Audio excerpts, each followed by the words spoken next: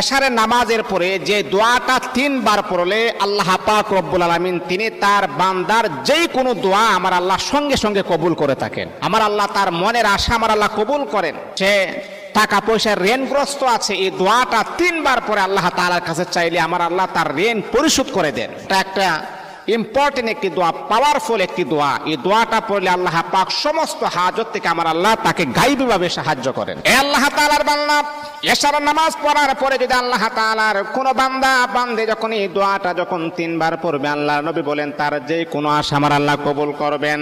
ব্যবসা বাণিজ্য লস হচ্ছে, আমার আল্লাহ তাকে লাভবান বানায় দিবেন। মনের আশা কবুল হচ্ছে না, আমার আল্লাহ মনের আশা কবুল করে দিবেন। যে দোয়াটা পড়লে আল্লাহ নবী বলেন তার যে কোনো দোয়া আমার আল্লাহ কবুল করবেন। দোয়াটা কি? আল্লাহুম্মা ইন্নী আসআলুকা বিআন্নী আশহাদু আন্নাকা আনতাল্লাহ লা ইলাহা ইল্লা আনতা আহাদুস সামাদুল্লাযী